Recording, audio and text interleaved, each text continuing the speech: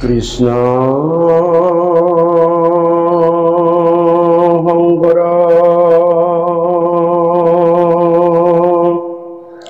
গুৰু হৰি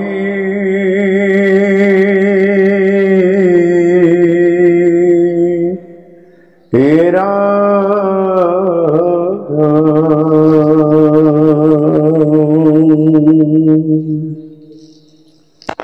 জয় গুৰু শংকৰ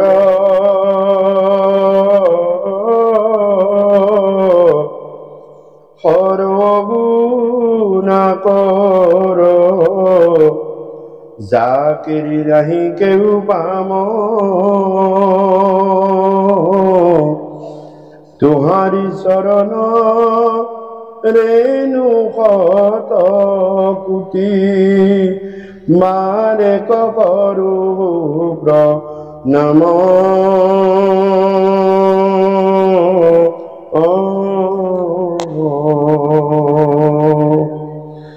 তুহাৰি চৰণ ৰেণু শত কোটি বাৰে কৰো প্ৰণাম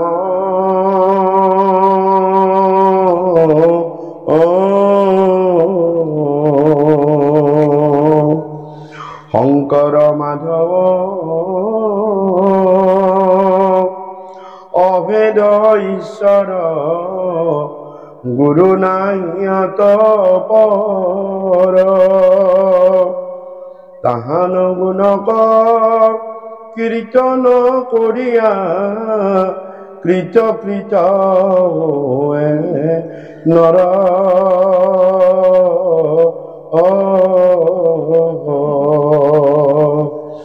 তাহান গুণক কীৰ্তন কৰিয়া কৃত কৃত হয়ে নৰ।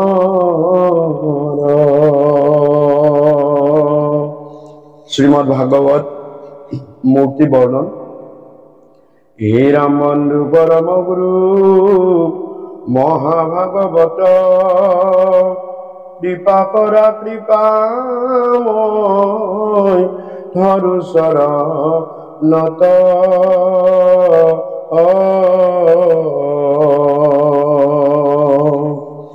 বন্ধু পরম গুরু মহাভাগবত কৃপা করা কৃপাময় ধরু শরণত।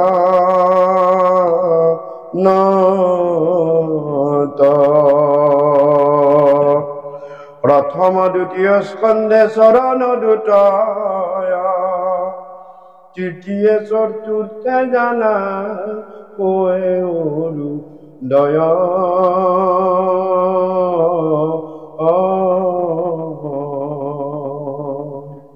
কণ্ঠ দেখে নবমে দশমে দ্বার তুণ্ড একাদশে ললাটে দশে ভৈল মুকুন্দ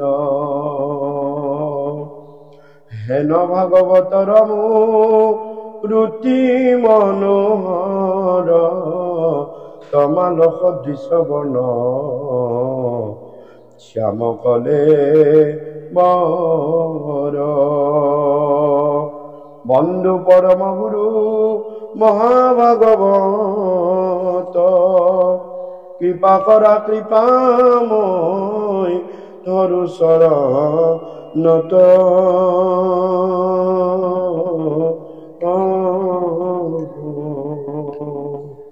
শ্রীমদ ভাগবত প্রথম স্কন্ধ প্রথম অধ্যায়। ওম নমো ভগবতে বাসুদেবায়। ওম নমো ভগবতে বাসুদেবায়।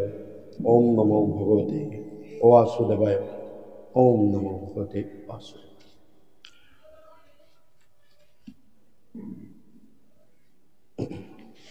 মঙ্গলাচরণ পদ মঙ্গলাচরণ। এ রাম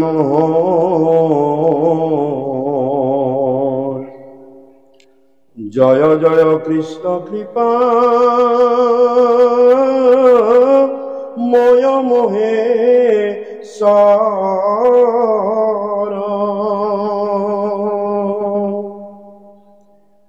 যার আজ্ঞা ক্ষীরে বহে ব্রহ্মা হরি হরা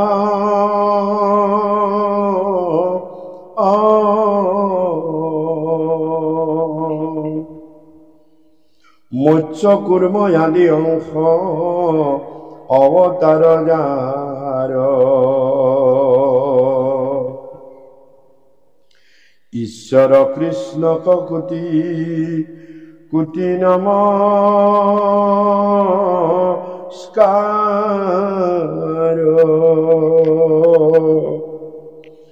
হে রাম নমো নমো মধুমুর রিপু মহা হরি অরামন্তে জুয়ুত্তময়াতি হয়ে যাক স্মরি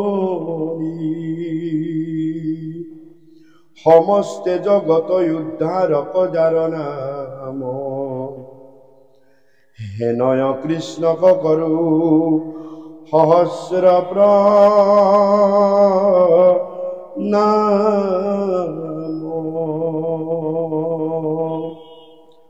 প্রভু ভগবন্ত ভক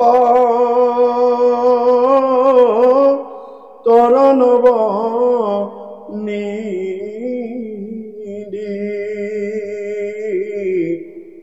হরাম হরিক স্মরণে আরম ভর হৌক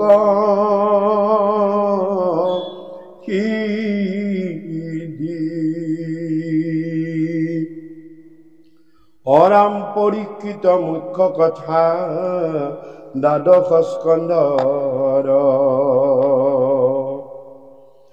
কৃষ্ণর শরণে ভনে কৃষ্ণর কি কর প্রথম স্কন্ধর পরা দ্বাদশ পর্যন্তে কহিলা রাজা মহা মুনীন্দ্র হন্তে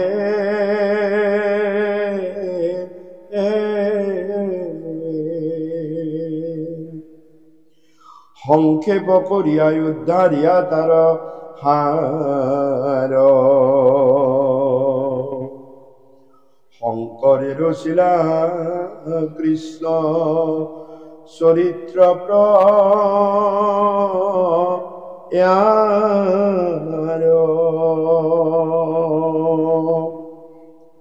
সংক্ষেপ করিয়া উদ্ধারিয়া তার হার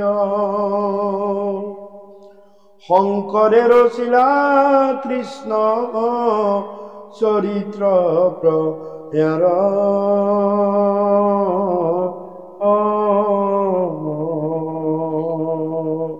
কৃষ্ণ জয়তে মোৰ দুজনাগুৰু দুখানীয়া বৈশিষ্ট্য স্মৰণ কৰি সেৱন কৰি বন্দন কৰি আজি এই পবিত্ৰ বাৰ পবিত্ৰ ক্ষণ পবিত্ৰ উদ্দেশ্যে বৈকুণ্ঠৰ পৰম পবিত্ৰ শ্ৰীমদ ভাগৱত শাস্ত্ৰ ভগৱন্ত পৰমেশ্বৰৰ কৃপা হোৱাত গুৰু ভগতৰ আশীৰ্বাদ হোৱাত আজি আমি এই পুণ্য স্থানত শ্ৰৱণ কীৰ্তন কৰিবলৈ আমি আগবাঢ়িছোঁ আৰু সমস্ত আমি ভগৱন্তৰ কৃপাত সক্ষম হৈছোঁ। শ্ৰীমদ ভাগৱত গ্ৰন্থ সত্য যুগতো নাছিলে, ত্ৰেতা যুগতো নাই, দাপৰ যুগতো স্বয়ং শ্ৰীকৃষ্ণই আছিলে, কলি যুগত কিয় আহিল, কলিত কিয় আহিল, এটা প্ৰশ্ন। আচলতে ভগৱন্তই আমাৰ সংসাৰী লোকসকলক সংসাৰীৰ কাৰণেহে কৃপা কৰিছে যে যুগৰ কলিকাল মই যোৱাৰ পাছতেই আৰম্ভ হ'ব। এই যুগৰ কলিকালত সংসাৰীটো মানে তৰ্কিবই নোৱাৰিব কেনেকৈ কলিয়ে গৈ সংসাৰবিলাকত বিশৃংখল কেনেকৈ লগাব, কেনেকৈ কলিয়ে প্ৰভাৱ বাঢ়িব। গতিকে ক'লে, হে উদ্ধৱ, মই এই দেহ এৰিলোঁ, লীলা কৰিলোঁ, দ্বাপৰ যুগত মোৰ লীলা শেষ, কিন্তু মই তোমাৰ প্ৰশ্নৰ উত্তৰত কৈছোঁ যে কলি যুগত কেনেকৈ লোক ধৰিব যে মই প্ৰবিষ্টস্যু স্বয়ং ভাগৱতম, মই ভাগৱতত সোমাই গ'লো, আৰু এই ভাগৱত তোমাৰ নিচিনা ভকতক মই দি গ'লো। এই ভাগৱত লৈ তুমি য'ত থাকিবা তাতে কলি আৰু আহিব নোৱাৰে। কলি কেতিয়া আহিছিল? যে ব্ৰহ্মলোকত ব্ৰহ্মাৰ তনুৰ পৰা কলিৰ জন্ম হ'ল, দেহৰ পৰা, আৰু দেহৰ পৰা যেতিয়া জন্ম হ'ল হাতত মস্তাডাল তাকোন কলিদণ্ড বুলি কয়, আৰু জন্ম হৈয়েই কলিয়ে পিতাক ব্ৰহ্মাক ক'লে যে মই ক'ত ৰাজ্য কৰিম, মোৰ ৰাজ্য ক'ত? তেতিয়া ব্ৰহ্মাই ক'লে, এইটো কেনেকুৱা সন্তান এটা মই জন্ম দিলোঁ, জন্ম পায়েই মাটিৰ ভাগ বিচাৰিছে, সা সম্পত্তি বিচাৰিছে, কেনেকুৱা সন্তান? তেতিয়া ক'লে, ৰবা ৰবা ৰবা, তুমি ক'ত সেই কৰা, এই ব্ৰহ্মলোকত তোমাৰ জাগা নহ'ব, তোমাৰ শিৱলোকতো তুমি যাব নোৱাৰা, শিৱ বৈষ্ণৱ, বৈকুণ্ঠতো তুমি যাবই নোৱাৰা, তোমাৰ স্থানেই নাই, পাতাল লোকো তোমাৰ নহয়, তাতো বাসুকী আছে, অনন্ত আছে, ভগৱন্তৰ স্বয়ং স্বৰূপ অনন্ত আছে, তাতো তোমাৰ জাগা নাই।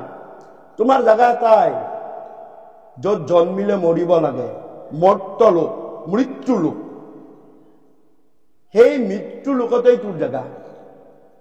কিন্তু সেই মৰ্ত লোকত এতিয়া তোমাৰ সময় নহয়, কাৰণ ইতিমধ্যে তাত দ্বাপৰ যুগ চলি আছে।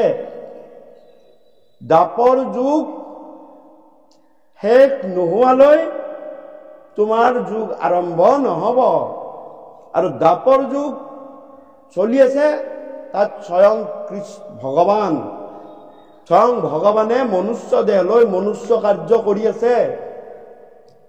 গতিকে ভগৱন্ত পুৰুষ যেতিয়ালৈ বৈকুণ্ঠলৈ নাহিব তেতিয়ালৈ তোমাৰ দ্বাপৰ যুগ চলিয়ে থাকিব আৰু কলি যুগ আৰম্ভ নহ'ব। গতিকে ভগৱন্ত বৈকুণ্ঠগামী হোৱাৰ পাছতহে তোমাৰ যুগ বা সময় আৰম্ভ হ'ব, এনেকে ক'লে। তেতিয়া দুষ্ট দুৰাচাৰী কলিয়ে ব্ৰহ্মলোকতেই পিতাকৰ কথাখিনি শুনিলে যদিও নিজৰ প্ৰথম লক্ষণ দেখাই দিলে যে মই পিতাই ক'লে কি হ'ব, মই নামানো পিতাৰ কথা, মই মোৰ ৰাজ্যখন মই য'ত শাসন কৰিম তাক চাবলৈ মই আগতীয়াকৈ মৰ্ত্যলোকত প্ৰৱেশ কৰিম। অৰ্থাৎ পিতাকৰ কথা পুতেকে নুশুনাটো কলিৰ প্ৰথম চাইন। সেইটো চাইন সি কি কৰিছে পিছত কম মই। গতিকে চাওক, ব্ৰহ্মলোকৰ পৰা গুচি আহি মৰ্ত্যলোকত কৈছে নহয়, কৃষ্ণক কিন্তু যদি কৰবাত, এতিয়া কৃষ্ণ আছে তাত, কৃষ্ণক যদি তোমাৰ মুখামুখি হয় তুমি নিজে নিজে ধ্বংস হৈ যাবা, কৃষ্ণৰ সুদৰ্শন আনিবই নালাগে। গতিকে কৃষ্ণৰ ভয়ত কি কৰিলে কলিয়ে, কিছুমান নিৰ্দিষ্ট স্থানত মনে মনে লুকাই থাকিলে, কেইটামান স্থানত মনে মনে লুকাই থাকিলে, আৰু যেতিয়া লুকাই থাকিলে মৰ্ত্যলোকত আহি অন্তৰ্যামী প্ৰভু ভগৱন্তই সকলো কথা গম পাই গ'ল। দ্বাপৰ যুগ শেষ নহওঁতেই কলি যুগ আহি গ'ল, একেই হোৱা নাই, মইতো আছোৱেই, দ্বাপৰ যুগ শেষেই হোৱা নাই। আৰু জানিয়েই প্ৰভু ভগৱন্তই জানিয়েই প্ৰভু ভগৱন্তই আপোনালোকে কথাখিনিত ৰখিলে লওক, একদম কথা নেপাতিব, আমাৰো অলপমান সেই মনটো বেলেগ হৈ যায় কৃষ্ণ। গতিকে কথাখিনি প্ৰভু ভগৱন্তই গম পালে, অন্তৰ্যামী ভগৱন্ত সকলো জানে, আৰু ভাবিলে যে আহিছে যেতিয়া মই কামত লগাই দিওঁ কলি, লাভটোতো মোৰে। ভগৱন্তই গম পাই কলিয়ে কামত লগাই দিলে। কলি ক'ত প্ৰথম লুকাই আছিল, ক'ত লুকাই আছিল, ক'ত ক'ত লুকাই আছিল? 1 নম্বৰ মদত, মদিৰাত। মদত অকালতে কলি আহি লুকাই আছিল, আৰু সেইকাৰণে মদ খুৱাই নিজৰ কুৰুকুল প্ৰভাসত নি ধ্বংস কৰি দিলে ভগৱান।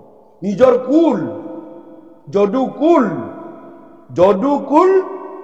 মদ খুৱাই প্ৰভাসত নি ইটোৰ মাজত সিটোৰ কাজিয়া লগাই লগাই লগাই মাধুৰী বনৰে কোবাই ধ্বংস কৰি দিলে। ভগৱন্তৰ লাভ হৈ গ'ল। কলি লুকাই আছিলে সেই মদিৰাত। আৰু 2 নম্বৰ কলি লুকাই আছিলে জুৱা পাশা খেলত। সেইকাৰণে ধৰ্মৰাজ যুধিষ্ঠিৰ জুৱা পাশা খেলিবলৈ মাতাৰ লগে লগে গুচি আহিলে ধৃতৰাষ্ট্ৰ। বিদুৰে মানা কৰিছে, নেযাবা, তুমি ধৰ্মৰ ৰজা, ধৰ্মৰাজ বুলি তোমাক সকলোৱে জানে। আমাৰ এইখিনি মানুহ ধৰ্মাৱলম্বী, আমাৰ ধৰ্মৰ প্ৰতি আগ্ৰহী লোক। ইয়াৰ এজন বাপকক যদি কয় বোলে আহকচোন আজি তাকে যাব নালাগে, 2000 টকা দিম, মই আমি জুৱা খেলিব যাওঁ, নাযায় নিশ্চয়, নালাগে মোক পইচাই নালাগে, মই জুৱা খেললৈ নাযাওঁ। কিয়? আমি ধৰ্মত থকা মানুহ, আমাক মানুহে জানে যে এইজন মানুহ ধৰ্ম মানুহ, একজন মানুহ ঠিক আছে সমাজৰ, এখেতসকলে জুৱা নেখেলে, হয়নে? কিন্তু সেইদিনা যুধিষ্ঠিৰক বিদুৰে মানা কৰিছে, নেযাবা, তোমাৰ নিচিনা মানুহ হস্তিনাপুৰত ৰাজসভাত গৈ জুৱা খেলাটো পচন্দ নহয়। তেতিয়া কৈছে, নহয় খুৰা, 1 নম্বৰ কথা, ই ৰাজা দেশ, মোক মাতিছে, মই যাবই লাগিব। আৰু 2 নম্বৰ কথা, মোৰ পিতৃৰ আদেশ, কাৰণ ধৃতৰাষ্ট্ৰ তেওঁৰ পিতাক হয়, গতিকে মোৰ পিতৃৰ আদেশ, এই 2টা মই মানিবই লাগিব। গ'ল, জুৱা খেলিল, হাৰিল, আৰু চাওক সেই জুৱা খেলৰ দ্বাৰাই শেষৰ ৰিজাল্টটো কি হ'ল, যে গোটেই কুৰুকুল জুৱা খেলি ধ্বংস হ'ল। যদি নাযায় সেইদিনা নাহেৰে। 3 নম্বৰ, প্ৰথম চাইনটো ক'লোৱে, বাপেকৰ কথা নুশুনিলে, লম্বি গ'ল দুৰ্যোধনৰ ঘাট। ইমান ক'লে, জ্যেষ্ঠ শ্ৰেষ্ঠ ভীষ্ম ইমান ক'লে, কৃষ্ণ ইমান বুজালে, দেউতাকে ইমান বুজালে, মাকে ইমান বুজালে, যুদ্ধ কৰিব নালাগে ভাই ভাইৰ মাজত। শেষত গৈ কি কৰিলে, যে মই অকমান মাটিও নিদিওঁ, গাঁওটো বেলেগেই কথা। চাওক, অৰ্থাৎ পিতৃৰ বচন পুত্ৰই নুশুনিলে। আৰু 4 নম্বৰ, নাৰীৰ মুক্ত কেশত লুকাই থাকে। নাৰীৰ মুক্ত কেশ শয়নৰ সময়ত স্বামীৰ হাতত লাগিলেও কলিৰ প্ৰৱেশ কৰে। আৰু দ্ৰৌপদীক মুক্ত কেশত ধৰি দুশাসনে টানি আনি ৰাজপথলৈ লৈ আহিছিল, আৰু সেইকাৰণেই দুশাসনৰ য'ত নেকি 100 হাতীৰ বল আছিল, গৈ হিমৰ সমান হৈ গ'ল, 10 হাতীত পৰিল, 90 হাতীৰ বল কলিয়ে লৈ ল'লে। কিয়? যে নাৰীৰ মুক্ত কেশত ধৰিছিল, তাতেই আছিল কলি। গতিকে গোটেইখিনিৰ ভিতৰত 100ৰ ভিতৰত দুশাসনে কিয় গ'ল আগবঢ়াই? ভগৱন্তই নিয়াইছে, ইয়াক মই বলটো কৰাম কলিৰ দ্বাৰা, দুশাসন আৰু ভীম সমান কৰাম মই। দুশাসন আৰু ভীম এই কাৰণে সমান কৰাম যে নহ'লে দুশাসনক মাৰিব পৰা টান আছে। এনেকে অকালতে আহিল কলি, আৰু অকালত কলি আহি এনেকে বিস্তাৰ কৰিলে।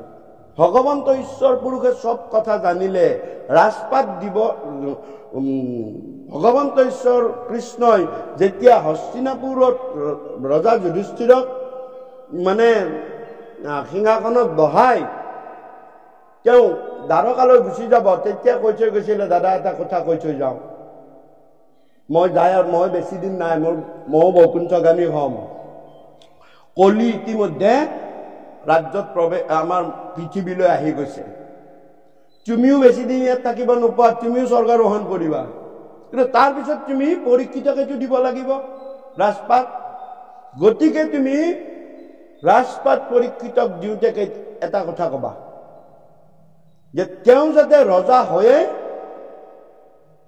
দিগ্বিজয় কৰে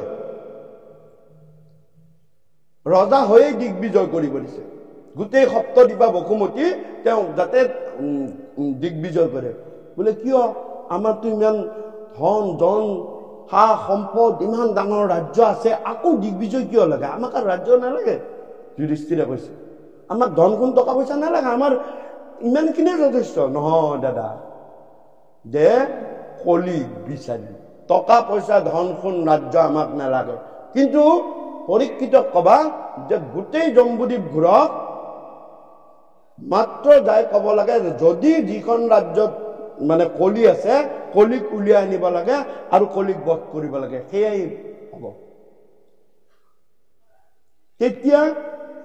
তেতিয়া ৰজা যেতিয়া যুধিষ্ঠিৰে তেওঁৰ নাতি পৰীক্ষিতক ৰজা পাতিলে ক'লে যে বেচা তোমাক ৰজা পাতিলো হয় তুমি ৰজা হৈ তুমি কি কৰিবা কলিক বিচাৰি ফুৰিবা আৰু কলিক বিচাৰি যিখন ৰাজ্যতে কলিক পোৱা সেইখন ৰাজ্যতে কলিক তুমি নিবংশ কৰিবা নহ'লে তুমি ৰজা হৈ ইমান সোনকালে থাকিব নোৱাৰিবা সাৱধান কলি আহি গৈছে গতিকে কলিৰ পৰা সদায় বাচি থাকিবা নহ'লে কিন্তু তোমাৰ ৰাজ্য তুমি কৰিব নোৱাৰা স্বয়ং ভগৱন্ত থাকিব লাগিব ভগৱন্তটো গুচি যাব ভগৱন্ত থকাৰ কাৰণে আমাক একো কৰিব পৰা নাছিল ভগৱন্ত যোৱাৰ পাছত কিন্তু তুমি ৰাজ্য কৰিব নোৱাৰিবা তেতিয়া ৰজা পৰীক্ষিতেও ৰজা হৈয়ে একো নকৰি কি কৰিলে ভাগৱতত 2 নম্বৰ পৃষ্ঠাত বৰ্ণনা আছে যে তেওঁ একেখন ৰথেৰে সপ্ত দ্বীপ গোটেইখিনি জম্বুদ্বীপ পৰ্যন্ত তেওঁ ভ্ৰমণ কৰি মানে বিজয় কৰিলে আমি বিজয় কৰাটো কি বুলি ভাবো একেখন ৰথ ক'ব গ'লে এখন গাড়ীৰে গোটেই ঘূৰি ফুৰিছে তেওঁ কোনো ধৰণৰ যুদ্ধ কৰিবলৈ যোৱা নাই তেওঁ গৈছে এইখন ৰাজ্যৰ কোন ৰজা এখন কম্বোজ বোলে কম্বোজৰ ৰজা কোন কম্বোজৰ ৰজাৰ ওচৰলৈ বোলে তোমাৰ ৰাজ্যত কলি আছে নেকি যদি কলি আছে উলিয়াই দিয়া তাক মই ইয়াতে বধ কৰি থৈ যাম মোক টকা পইচা মাটি বাৰী সা সম্পদ মোক একো নালাগে মোৰ উভয় নদী মোক খালি কলিক লাগে এয়া মোৰ পিতৃ পিতামহৰ আদেশ কৃষ্ণৰ আদেশ তোমাৰ তাতো কলি নাই বাৰু ঠিক আছে যদি মই যোৱাৰ পিছতো আহি যায় আশ্ৰয় নিদিবা যদি পিছত আশ্ৰয় দিয়া পাওঁ সেইবাৰ তোমাকো মাৰিম এইবুলি ৱাৰ্ণিংটো দি থৈ গুচি আহিলে দুষ্ট দুৰাচাৰী কলি কি বোলে গোটেইটো ঘূৰি ফুৰিব ইয়াৰ ৰাজ্যতেই থাকো নিজৰ ৰাজ্যখনটো নাচায় এইবুলি ৰজা পৰীক্ষিতৰ কুৰুক্ষেত্ৰতে লুকাই থাকিল কলি তাতেই ঘূৰি আহি কলিক লগ পালে তাতেই কলিক বধিব লৈছিলে তাতেই যেতিয়া কলিক বধিব লৈলে কলিয়ে ক'লে যে মোক নবধিব পিতৃয়ে কৈছে মোৰ সমস্ত দোষ যদিও আছে এটা মোৰ মাত্ৰ গুণ আছে সকলো দোষেই মোৰ নহয় এটা মাত্ৰ গুণ আছে দোষৰ সাগৰ কলি তাকো পৰীক্ষিত ৰাজা গুণ দেখি কৰিলা ৰক্ষণ হৰিৰ কীৰ্তন কৰি নিশ্চয় গতিকে সেনেকুৱা শ্লোক এটা নামঘোষাত আছে বাৰু গতিকে গুণ দেখি কৰিলা ৰক্ষণ কি গুণ আছিল এটা গুণ আছিল যে মই বোলে তোমাৰ কি গুণ আছে বুলি ব্ৰহ্মাই কৈছে। বোলে মোৰ যুগত বোলে নাৰায়ণ পৰ ব্যৱস্থাটো আছে। তেতিয়াই ৰজাৰ হাতৰ তৰোৱাল তললৈ নামি নাৰায়ণ পৰ ব্যৱস্থা আছে। কোনটো নাৰায়ণ পৰ ব্যৱস্থা? যিটো সত্যটো নাছিল, চেতাটো নাছিল, দাপৰতো নাছিল, এইটো এই ব্যৱস্থাটো এজনে কব, 1000জনে 100জনে 10জনে 12জনে শুনি থাকিব। আৰু শুনাজন আগতেই তৰণৰ উপায় পাব, কীৰ্তন কৰাজন পিছত। একেখিনি জেগাৰ পৰা বৈকুণ্ঠলৈ 2টা জীৱ গৈছে।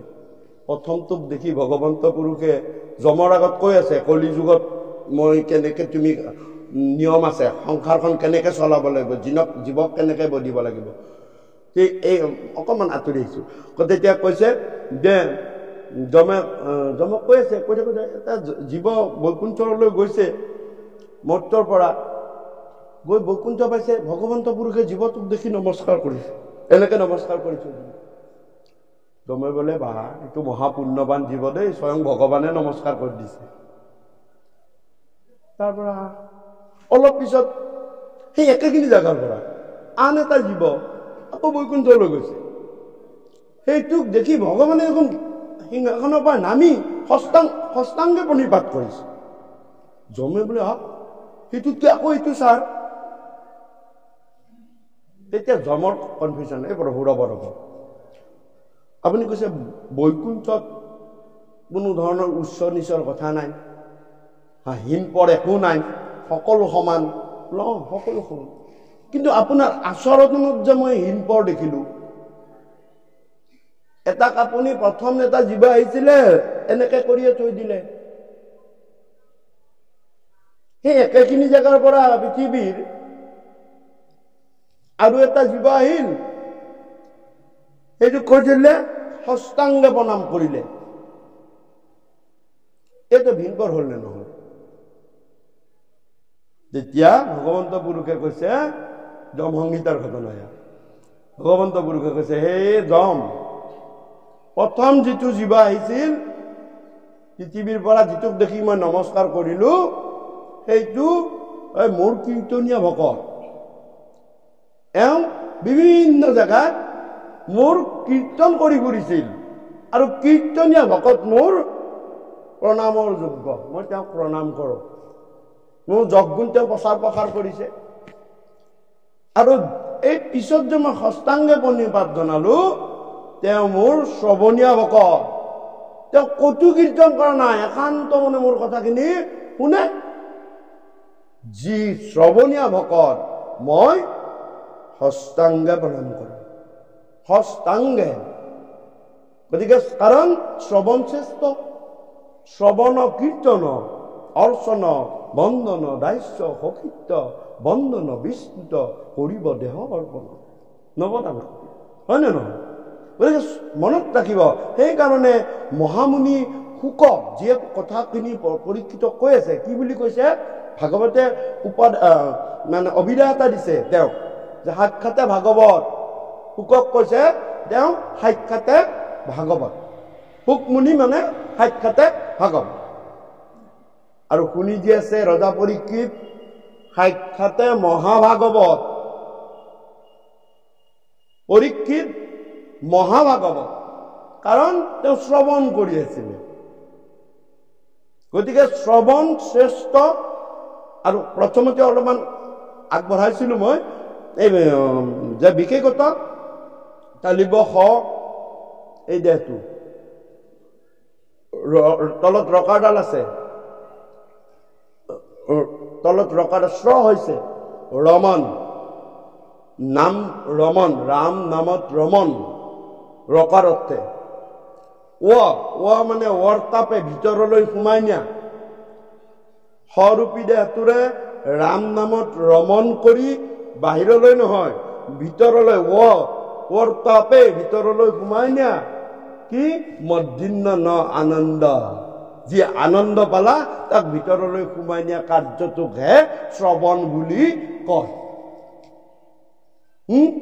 শ্ৰৱণত 6টা কাৰ্য হ'ব লাগিব। কৰিছিলে প্ৰথম প্ৰথম হৈছে সহন।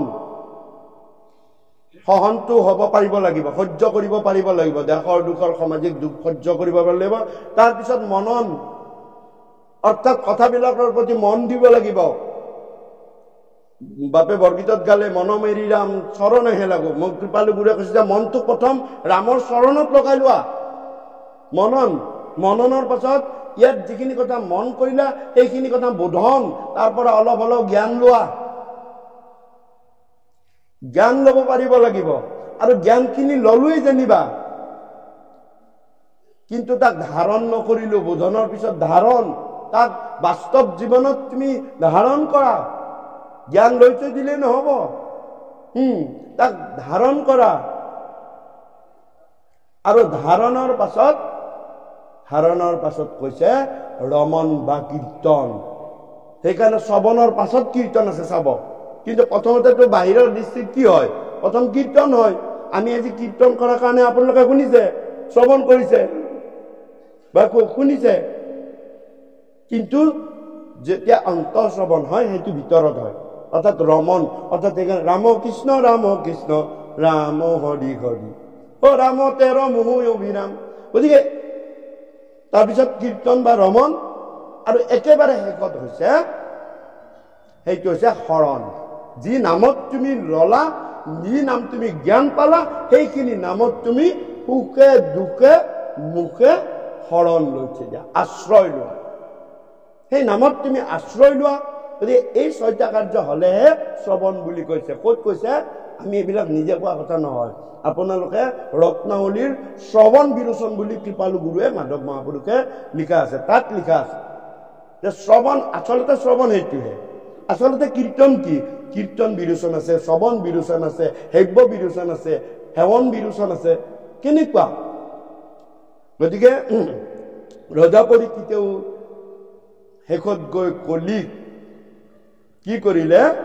যে স্থান দিলে,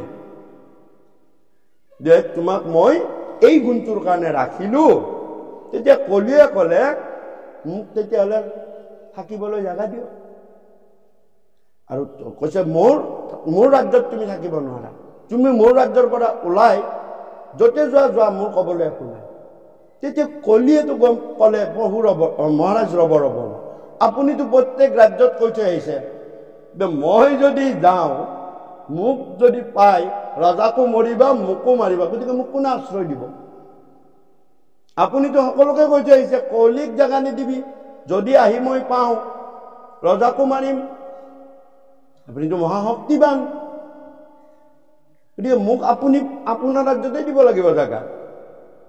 তেতিয়া ৰজা পৰীক্ষিতে বোলে হয়, কথাটো হয়, যিহেতু মই ৱাৰ্ণিং দি থৈ আহিছো, কোনেও জাগা নিদিব। তেতিয়া ক'লে যা, তোক মই ইতিমধ্যে 2টা জাগা মই পায়ে গৈছো। সেই 2টা জাগা, সেইটো হৈছে মদিৰা, আৰু 2 নম্বৰ হৈছে জুৱাখাইল। 3 নম্বৰ আৰু এটা তোক মই লগাই দিলো, এইটো হ'ল বেচ্চালয়। এই 3টাত মই দি দিলো। তেতিয়া ক'লে মহাৰাজ, কোনে আপোনাৰ ৰাজ্যত মদপান কৰিব? এই কুৰুকুল গোটেই মক্ষয়ে ধ্বংস কৰিলে ভগৱানে। কোনে আপোনাৰ ৰাজ্যত জুৱা খেলিব? ধৰ্মৰাজ যুধিষ্ঠিৰে বনবাস হ'বলগীয়া হ'ল, কোনেও নেখেলে, মিছা কথা। আৰু কোনে সেই কৰিব? জুৱা খেল খেলিব? আৰু আপোনাৰ লোকৰ নাৰীৰ আদৰ্শই দ্ৰৌপদী, কুন্তি, এইবিলাক মহা সতী, গান্ধাৰী, কিমান সতী নাৰী। গতিকে মোক দিয়ে নিদিয়ে সমান হ'ল, বোলে হয় নেকি? আৰু এইখিনি পুৰুষ প্ৰধান, এই 3টা বস্তু মনত ৰাখিব। এইটো পুৰুষৰ দ্বাৰাহে কলি আহিব পাৰে। এই 3টাৰে পুৰুষৰ দ্বাৰা কলি আহিব পাৰে। নাৰীয়েও যদি খায় আমি সেইটো ক'ব নোৱাৰো, কিন্তু মোটামুটি পুৰুষ প্ৰধান এইখিনি। তেতিয়া ক'লে যে বোলে মোক আপুনি নাৰীৰ ফালৰ পৰাও দিয়ক। তেতিয়াহ'লে পঞ্চগুণা দি দিলে। 5 ঠাইত নাৰীৰ দ্বাৰা, 5 ঠাইৰে 5টা সুৰুঙেৰে নাৰীৰ দ্বাৰা গৃহস্থীবিলাকলৈ কলি সোমাই। পুৰুষেৰে 3 জাল, নাৰীৰে 5 জাল, হয়নে? কল 1 নম্বৰ জাৰুত থাকিব হ'ল, বাঢ়নি। যিটো ঝাৰু বাঢ়নি বুলি কয়। ভগৱতে কৈলে যে ঝাৰুতে এতিয়া নোচোৱাকে আইমাতৃসকলেতো চাফ চিকুণৰ কথা আছে, কি হ'ব, নুচুব নেকি? এই যে নহয়, ঝাৰু কৈছে তুমি চোৱা, ঝাৰু থকা সময়ত কোনো বস্তুকে হাত, তাৰমানে ঝাৰুডাল এৰি দিয়ে একো বস্তু নুচুবা, হাত ধুইহে চুবা। যি হাত নোধোৱাকে যিয়ে চোৱা, ঝাৰুডাল চোৱাৰ পাছত হাত নোধোৱাকে যিয়ে চোৱা, সেয়াৰে কলি তোমাৰ গৃহলৈ সোমাই যাব। কাপোৰ চোৱা কাপোৰেৰে, টকা পইচা চোৱা টকা পইচাৰে, যি চোৱা। আনকি হাত নোধোৱা নাকটো এনেকে দিবলৈ মানা কৰিছে, শৰীৰটো স্পৰ্শ এনেকে কৰিবলৈ দিয়া নাই তাৰমানে। কিয়? সেইফালে কলি যাব। যদি হাত ধোৱা একো নাই, 10 বাৰ বোলে 10 বাৰ আৰু 10 বাৰ হাত ধোৱা, কি কথা আছে? বিজ্ঞানৰ কৈছে হয়। 2 নম্বৰ কলে যে উখনি পতাপাতটো কলি থাকে, তাতে ৰজা পৰীক্ষিতে জাগা দি দিলে, পঞ্চগুণা বুলি কৈছে। তাত কেনেকে বোলে তাত কলি থকাত জাগা দি দিলে, কিন্তু এতিয়া কি প্ৰতিকাৰ কি আছে? বোলে ব্যৱহাৰ কৰাৰ আগতে ধুই ল'বা আৰু ব্যৱহাৰ কৰি উঠি ধুই থবা। যদিহে নথোৱা তেতিয়া কলি থাকিব। এইটো কথা। 3 নম্বৰ যে ঢেঁকী পুখলিত কলি থাকে। বোলে কি কৰিব লাগিব উপায়? বোলে ঢেঁকী পুখলিটো সদায় শুকান কাপোৰেৰেহে মুচিবা, শুকান কাপোৰেৰে থবা, তাত পানী ব্যৱহাৰ কৰি নথবা। পানীৰে ধুই ঢেঁকী পুখলি থলে তাত কলি থাকে। ফটা চাদৰ এখন সোমাই থৈ দিব। ঢেঁকী পুখলি আজিকালি ঢেঁকী নাই বাৰু, সাৰি গলো নেকি? নহয়, মিক্সিটোতো আছে, কোনো সাৰি যোৱা নাই। মিক্সিটোতো পতাপাতটোত নাই নহয়, মিক্সিটোতো কৰে। কলি তালৈকে খেদিছে। গতিকে কি কৰিব লাগে? ঢেঁকীটোৰ কথাটো কৈছো মই, এটা উদাহৰণ যে আপুনি মানে সদায় ব্যৱহাৰ কৰি থকা মানে ঢেঁকীত আমি চাউল গুড়িয়ে কৰো, কেঁচুৱা ল'ৰা এটাৰ কাৰণে চাউল গুড়ি কৰো। আমি যদি তাত পানী দি ধুই থৈ দিলো, মিহিকাল ভিজা জেগাতে থৈ দিয়াৰ পাছত আকৌ যেতিয়া ব্যৱহাৰ কৰিম, পানীত যেতিয়া বেক্টেৰিয়া বৰ্ণ হ'ল, বীজাণু বৰ্ণ হ'ল, পানী পালেহে বীজাণু বৰ্ণ হ'ব, মনত ৰাখিব। বীজাণুটো যেতিয়া বৰ্ণ হ'ল, পিছত আকৌ সেইটোতে আনি আপুনি মিক্সিত লগাই দিলে, আকৌ গুড়ি কৰিলে, খুৱাই দিলে ল'ৰাটোক। পিঠাগুড়িটোতো নোধোৱে আপুনি ডাইৰেক্ট গৰম পানী সৈতে দিব, গাখীৰ দিব, সেইটো কৰি ল'ৰাটোক এফেক্ট কৰিলে। ঢেঁকী পুখলিটোত যদি পানী থাকে তাত বীজাণু থাকিব। আপুনি শেষত যেনিবা এখন কাপোৰেৰে মুচি অকণমান আধা কেঁচা কৰি শুকাই ল'লেই বাৰু, হয় নে নহয়? তাক কৰে কি, শুকান কাপোৰ এখন বস্তুটো মচি আকৌ শুকান কাপোৰখন পুখলিটো সোমাই থৈ দিয়ক। এই কলে। তাৰপিছত কি কলে? যে জলকুম্ভ।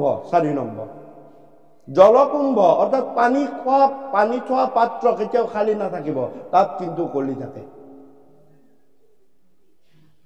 পানী থোৱা পাত্ৰ কেতিয়াও খালী নাৰাখিব। যিয়ে বনাওক, জাৰটো হলেও সেইটোতো পানী থোৱাই।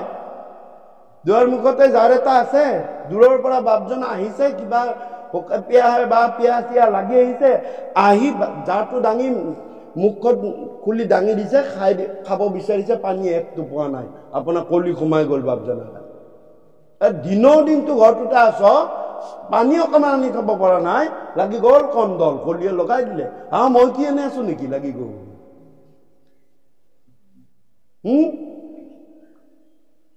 ৰাতি সদায় পানী খোৱা বটলটো ঠিকে থাকে, আপুনি কলিয়ে কিন্তু পাহৰাই দিয়ে দেই, কিন্তু পাহৰাই দিয়ে। বটলটো কি কৰিলে? সিদিনা পানী ভৰাবলৈ পাহৰিলে, সেইও কলিৰ প্ৰভাৱ। আপোনাৰ বৈনটো ভগৱন্তৰ চিন্তাত ৰাখিব লাগিব, ভগৱন্তক সুমতি দি দিব, এই পানী পাহৰিলো, এইটো ভগৱন্তৰ মনত পেলাই দিব। তাৰ পৰা আপুনি কি কৰিব খালীকৈ থৈ বটলটো থৈ দিয়ে ৰাতি টোপনিতে মানুহৰ পিয়াহ লাগে নহয় বাপজনা উঠি আহিলে কলিয়ে উঠাই আনিলে যে পিয়াহ লগাই দিলে কাৰ নিচিনা ৰজা পৰীক্ষিতৰ নিচিনা পিয়াহ লগাই দিলে উঠি আহিলে আহি দেখিছে মানুহ শুই আছে সকলো এই নাই সদায় এইটোৱে খাওঁ দিলে খাই নাই পানীয়ে নাই লাগি গ'ল খং তাৰপৰা সেই ৰাতি কাজিয়া লাগি গ'ল পানী নাই হয়নে গতিকে চাওক এই জলকুম্ভ কেতিয়াও খালী কৰি নথব অলপ অলপ পানী থৈ দিব অলপ অলপ থৈ দিব যিমানখিনি লাগে নালাগে কথা নাই কিন্তু অলপ হ'লেও থব মনত ৰাখিব আৰু 5 নম্বৰ হৈছে মনত ৰাখিব জুখাল জুইশাল জুখাল আজিকালি নাই বুলি নহয় চৌকাও একেই চৌকা গেছৰ চৌকাও একেই আগতে পৰুৱাকেইটা দেখিছিলো আগতে পৰুৱাকেইটা দেখিছিলো কেৰাচিন অলপ ঢালি দিলো পেট্ৰল অলপ ঢালি দিলো ফচকে জ্বলি গ'ল হয়নে দেখিছো মৰিলে বাপ আজিকালি চৌকা নাই দিয়ক আমি গেছতে কিন্তু গেছত আৰু বেয়া আগতে দেখাখিনিহে গেছত এনেকুৱা আজিকালি মানে ইমান যিখিনি বেক্টেৰিয়া যিখিনি অনুজীৱ যিবিলাক উপকাৰী অনুজীৱ ভাস্কে বহুত জ্বলি যায় সেই ব্ৰহ্মবধি পাপ দেখা নাপালো বুলি ব্ৰহ্ম নহয় পৰম ব্ৰহ্মই সকলো দেখা পাই আছে দেখা নোপোৱাকো বহুত ব্ৰহ্ম আছে এই ব্ৰহ্মবধি পাপটো আহিলে ব্ৰহ্ম পৰম ব্ৰহ্ম সাক্ষীয়ে কৰা নাই গৰম পানীত চাউলকেইটা দি দিছা এইটো ব্ৰহ্মবধ কি কৰিব লাগিব যে প্ৰথম দেশলাই লাইটাৰ যিয়ে নামাৰা কৃষ্ণ পৰম ব্ৰহ্মৰ নামটো লৈ লোৱা আৰু তেতিয়া তোমাৰ ব্ৰহ্মবধি সমস্ত পাপ পৰম ব্ৰহ্মই লৈ লোৱা বেলেগ একো নাই বেলেগ একো কৰিব নালাগে কৰিবই লাগিব অন্নমুঠি যাব লাগিব আপোনালোকে আমি খাব পাবই লাগিব ন কিন্তু এইখিনি কাম সাৱধান হৈ কৰিব লাগে আৰু এইখিনি কাম যদি আপুনি বেছি নালাগে এসপ্তাহ সাৱধান হৈ কৰিব আপুনি গম পাব আপোনাৰ কলিয়ে হিলাই আছে নে নাই পাহৰা আছে নে নাই তেতিয়াই গম পাব পাহৰি গলো আপুনি বেলেগ কাকো একো মন কৰিব নালাগে আপুনি 7 দিন এইখিনি কাম একনিষ্ঠাৰ কৰিবলৈ চাওক আপোনাৰ ওপৰত কলিৰ কিমান প্ৰভাৱ আছে গম পাই আমি কত কিমান কৈ থাকো কত কিমান ঘূৰি থাকো এইবিলাক কথাই আলোচনা কৰি থাকো আমাকেই মাজে মাজে সেইটো স্থিতি লৈ মানে আনিব বিচাৰে মানে মই কোৱা নাই আমি কলিৰ সময়ত আপোনালোকো আছে আমিও আছো কিন্তু আমি প্ৰমাণ এনেকৈ চাব লাগে যে চাওঁচোন গতিকে যাওঁ এই ধৰণে 5 জেগাত দিলে আৰু 5 জেগাত দিয়াত সেইখিনিতো থাকি গ'ল আৰু শেষত গৈ ৰজা পৰীক্ষিতে কলিয়ে ক'লে যে মই আৰু এখিনি জাগা দিয়ক বোলে ক'ত দিম বাৰু তোমাক মই এটা নিষ্কৰ্মা ধাতুত দিলো নিষ্কৰ্মা কোনো কাম নাই বোলে কোনটো বোলে সোণত দি দিলে সোণক বাপ নিষ্কৰ্মা বুলি কৈছে বোলে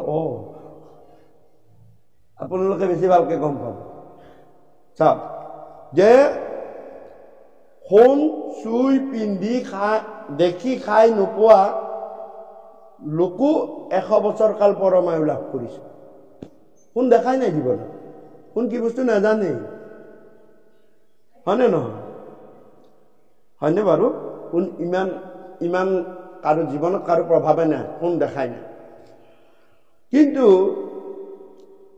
6 ঘণ্টা আইৰণ এফিচিয়েন্সি হওকচোন তধামতা দেখাই দিব আমাৰ শৰীৰটোৰ কাৰণে সোণ চুইও পোৱা নাই খাইও পোৱা নাই দেখিও পোৱা নাই 100 বছৰ 120 বছৰ আয়ু কিন্তু আইৰণ এফিচিয়েন্সি 6 ঘণ্টা হওকচোন আইৰণ টেবলেটে খাই দিলো এটা সময় এটা প্ৰয়োজন আমাৰ শৰীৰটোৰ কাৰণে প্ৰয়োজন কোনটো লোৱাটো আইৰণটো আৰু বেছি দিন নহয় গান্ধীৰ গান্ধীৰ দাণ্ডী যাত্ৰাৰ আগলৈকে সোণদান লোনদান সমান আছিল। তাৰমানে এঘৰ মানুহৰ ঘৰত সোণ বিচাৰি পাৰিলেও লোন বিচাৰি নাপায়। লোন মানে নিমখ বিচাৰি নাপায়। আৰু সেইকাৰণে আজিও বৰপেটা সত্ৰত নিমখহে ঠগি দিয়ে, নিমখৰহে আছে। অৰ্থাৎ সেই সময়ত ইমান নিমখৰ মানে এই অভাৱ আছিল যে সোণ আৰু লোন একেই কথা, একেই কথা। গতিকে নিষ্কৰ্মা নহয় তুমি। এতিয়া যেতিয়া লোনটো এভেইলেবল হৈ গ'ল, হোৱাৰ পৰা সোণৰ ডিমাণ্ডটো বাঢ়ি গ'ল, লোনৰ ডিমাণ্ডটো কমি গ'ল।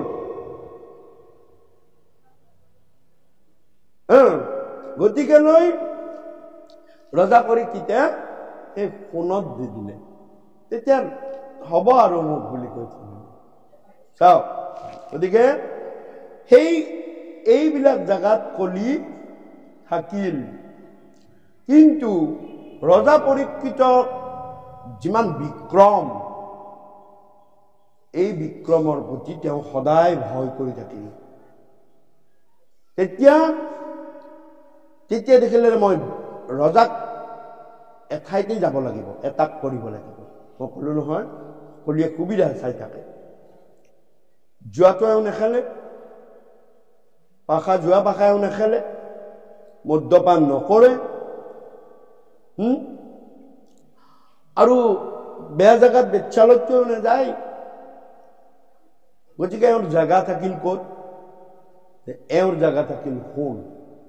গতিকে ৰজাই নিজৰ ৰাজভঁৰালত থকা জৰাসন্ধৰ মুকুটটো পিন্ধি ললে।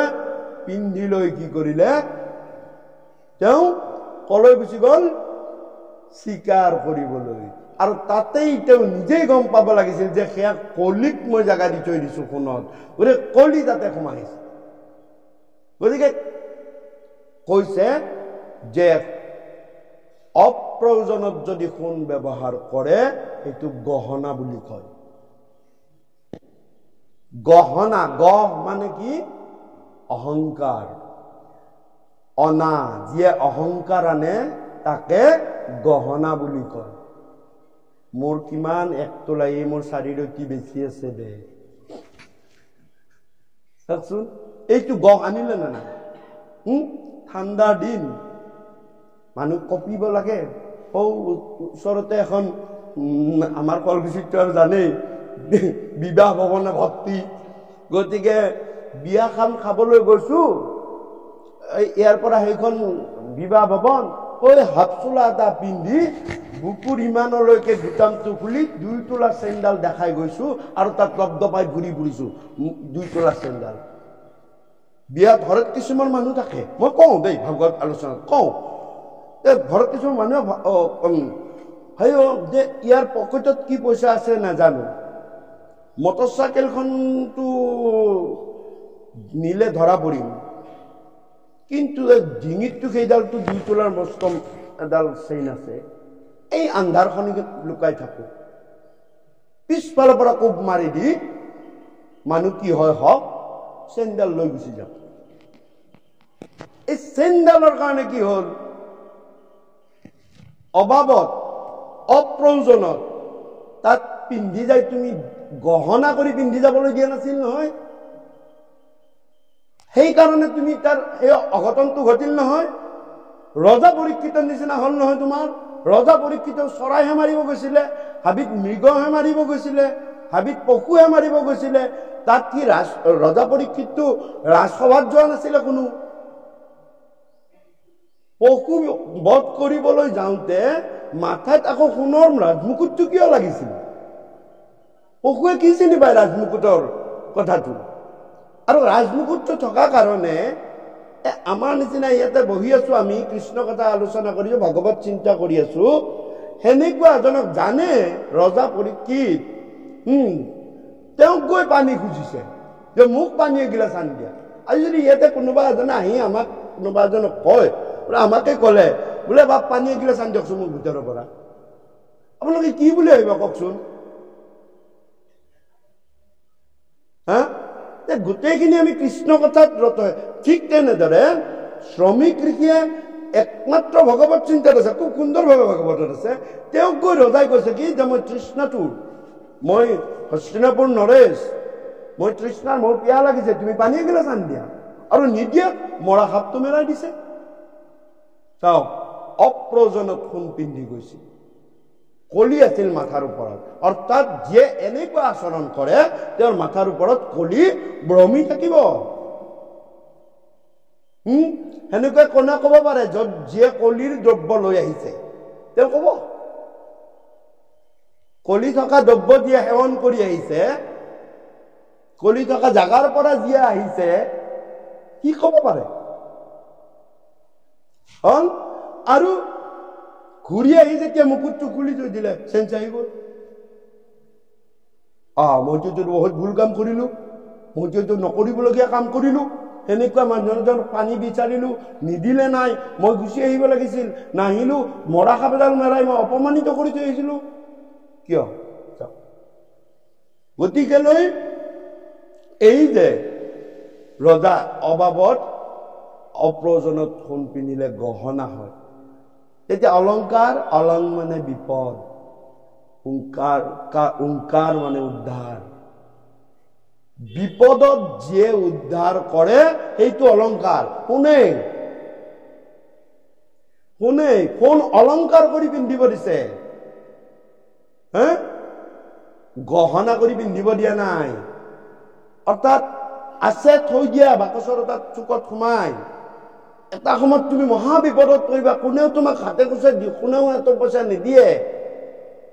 সেইখিনি লৈ গৈ বোলে মই এইখিনি ৰাখিলো, ৰাখক, মোক এইখিনি টকা দিয়ক, মই অমুকটো কৰো, ল'ৰাটোক উপচাৰ কৰো, অমুক কৰো, তমুক কৰো, বেমাৰটো চিকিৎসা কৰো, মই এইখিনি বিপদৰ পৰা উদ্ধাৰ হওঁ, সেইখিনিৰ কাৰণে তুমি পালা। সেইটো হৈছে তোমাৰ অলংকাৰ।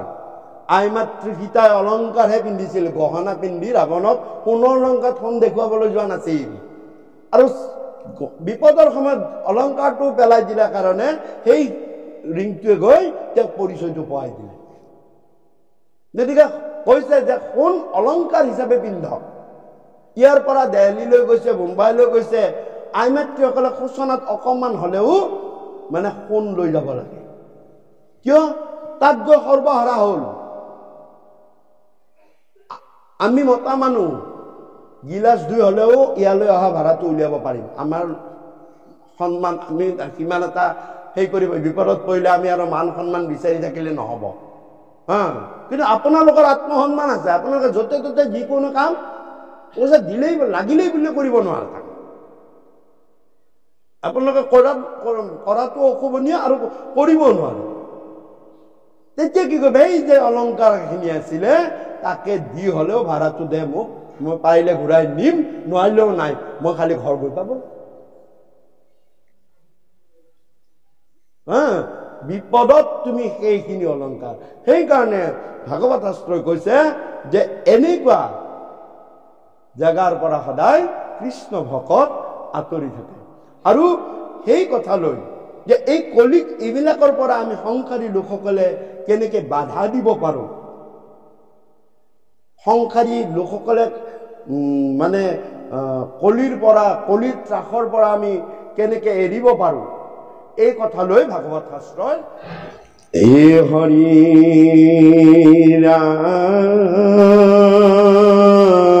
হে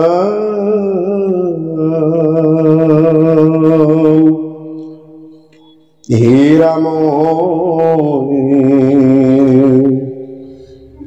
28 সহস্ৰ ঋষি বেদ তপ ধান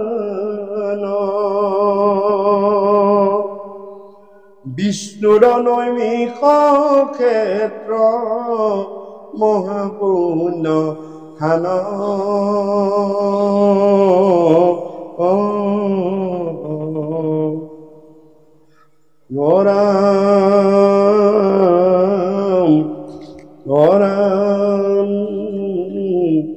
মান্য কৰি সুতক পাতিলা সত্ৰ তথা সৌন প্ৰমুখে শুনে ভাগৱত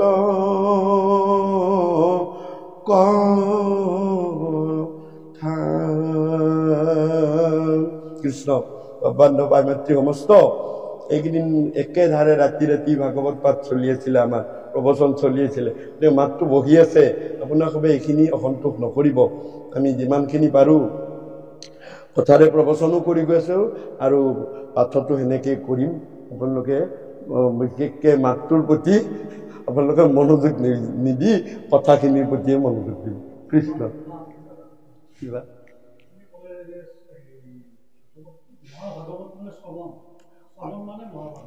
শ্ৰৱণ হয়।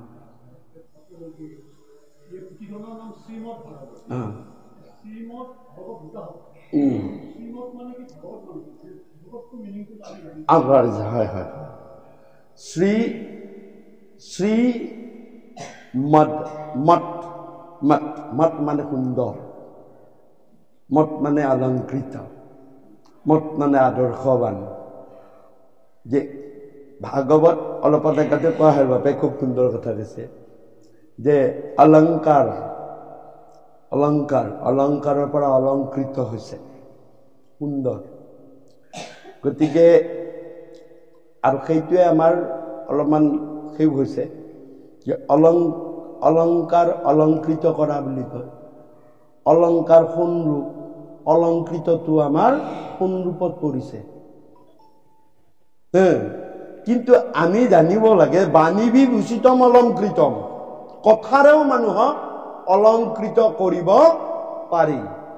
হয়, এইটো আমাৰ আগতে আকাশবাণীত এটা শ্লোকে আছিলে ৰাতিপুৱাই ৰাতিপুৱাই, মানে যে বাণীবি ভূষিতম অলংকৃতম, মানে কথাৰেও অলংকৃত কৰিব পাৰি। এই যে বাপে ক'লে ইয়াৰ সৌন্দৰ্যতা সুন্দৰতা, ইয়াত এই শাস্ত্ৰখন অলংকৃত কৰা আছে, ইয়াত সোণৰূপ লগোৱা নাই আকৌ। ইয়াৰ কথাবিলাক, ইয়াৰ উপদেশবিলাক, ইয়াৰ মানে যিবিলাক আদৰ্শ, এইবিলাকেই সুন্দৰ, এইবিলাকেই সহজ, এইবিলাকে মানুহক সৎ আৰু জ্যোতিৰ দিশত আগবঢ়াই নিব পাৰে। মত মানে সুন্দৰ। শ্ৰী শব্দটোত চাৰিটা তত্ত্ব আছে। শ্ৰীটো চাৰিটা।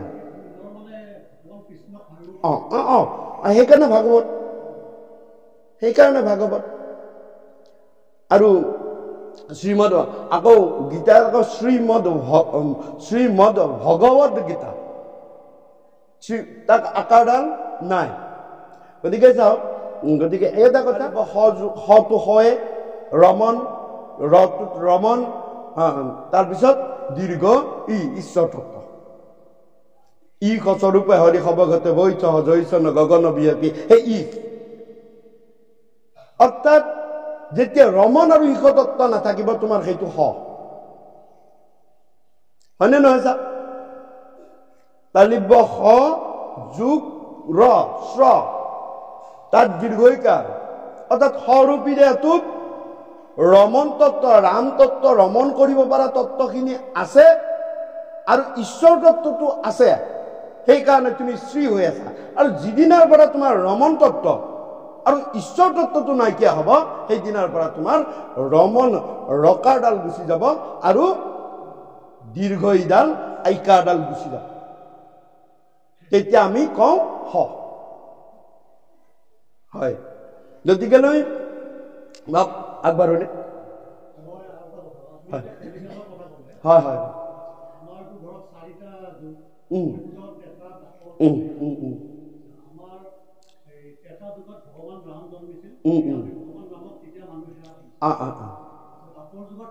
কৃষ্ণ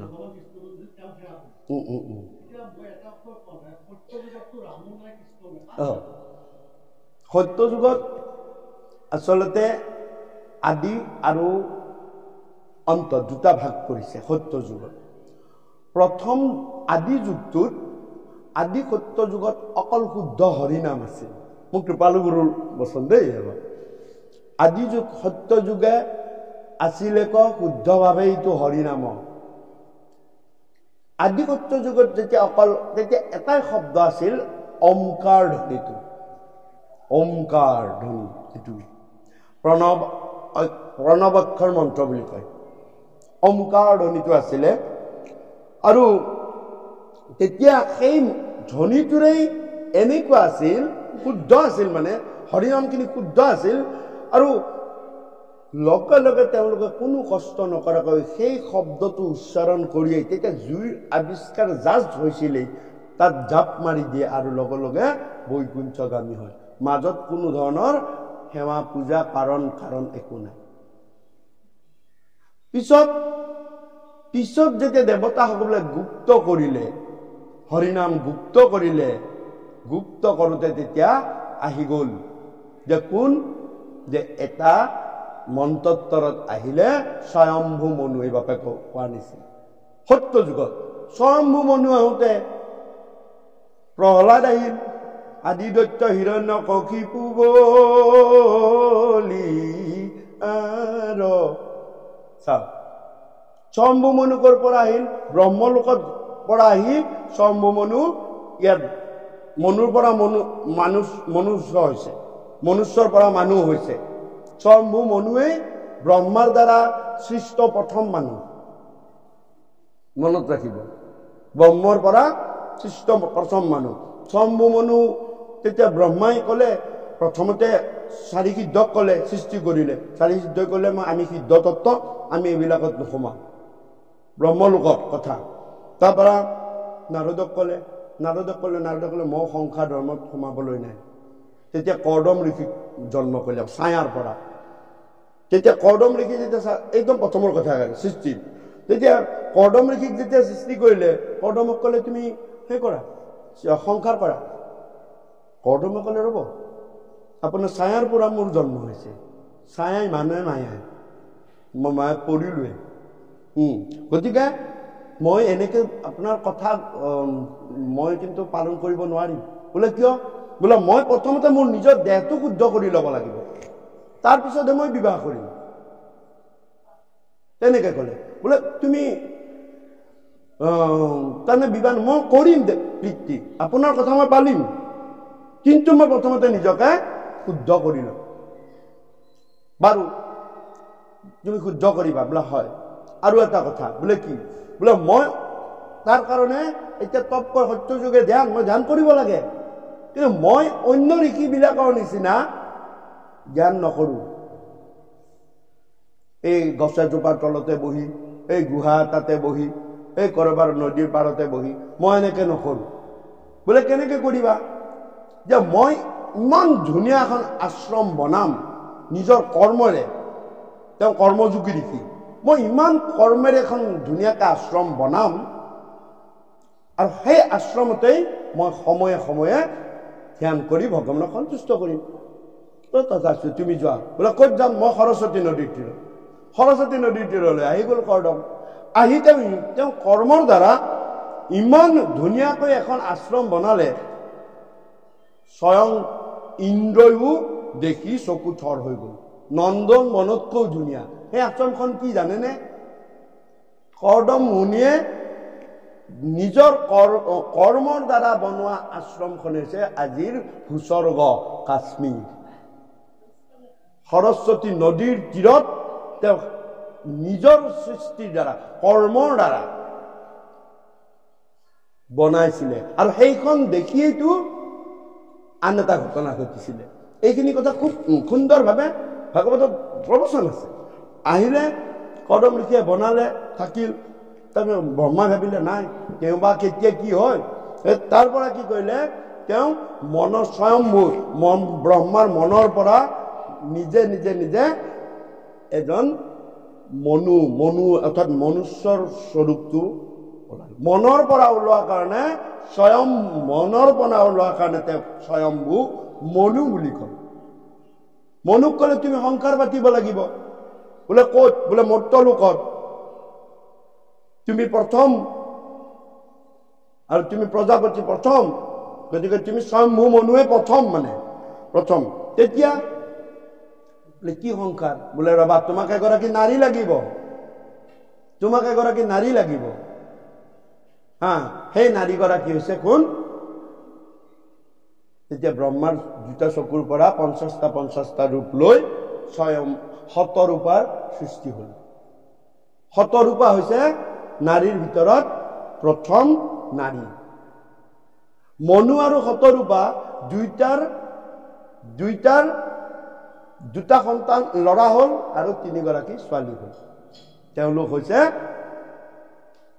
ল'ৰা দুটা হ'ল, মনত ৰাখিব, প্ৰিয়ব্ৰত আৰু উত্থানপাত। উত্থানপাত কোন? ধ্ৰুৱৰ দেউতাক। আৰু তাৰ পৰা ছোৱালী 3জনী, আহুতি, প্ৰসূতি, দেৱহূতি। আহুতিক পিতৃগণলৈ নিলে, প্ৰসূতিক দক্ষ ৰাজলৈ নিলে। প্ৰসূতিৰে কন্যা আছিল কোন? সতী। প্ৰসূতিৰ কন্যা আছিল সতী, হয়নে? চাওক, সেইবিলাক সেই যুগৰ মানে নিৰ্দিষ্ট এটা অৱতাৰ নাই। তাৰ পৰা আহি দেৱহূতি, একেবাৰে নমনীয়া ছোৱালী দেৱহূতি, আৰু দেৱহূতিয়ে শেষত গৈ কৰ্দমৰ লগত বিয়া হ'ল। আৰু মনত ৰাখিব, দেৱহূতি কৰ্দমৰ লগত বিয়া হোৱাৰ এটা ডাঙৰ কথা আছে। দেৱহূতিয়ে কোনো তপ কৰা নাই, কোনো জপ কৰা নাই, কোনো সাধনা কৰা নাই, যেনেকৈ দৈৱকী 3টা জন্মত 3বাৰ তেওঁ জন্ম লৈ লোৱাৰ পাছতহে কৃষ্ণক গৰ্ভত পাইছে। প্ৰথম পাইছে সুতপা আৰু প্ৰিঞ্চি নামৰ সতী হৈছিলে। সুতপা প্ৰজাপতিৰ, প্ৰিঞ্চি প্ৰথম। তাৰপিছত আহিলে অদিতি কশ্যপ, সেইবাৰ আহিলে বামন ভগৱান পালে। তাৰপিছতহে কি কৈছে? বসুদেৱ আৰু দৈৱকী হৈছে, হয়নে? এইখিনি কথা ক্লিয়াৰ। কিন্তু স্বয়ং দেৱহূতি নে কোনোবা তপ কৰিছে, ধ্যান কৰিছে? একো কৰা নাই। নকৰি কি কৰিলে? আছে ভাগৱতত এইখিনি কথা, একাদশ স্কন্ধ, যে মাত্ৰ স্বামী সেৱা কৰিলে। স্বামী সেৱা কেনেকে জ্ঞান পালে? যেতিয়া কৰ্দমলৈ দেৱহূতিক শতৰূপাই বিয়া দিয়ে, বিয়া দিয়াৰ সময়ত কিছুমান কথাৰে অলংকৃত কৰি দিছিল। অলংকৃত কৰাটোতে আমাৰ সেই সোণৰূপৰ গহনা গাঁঠৰিৰ কথা আহিলে। কিছুমান ভাল ভাল উপদেশ দিছিল, 162টা।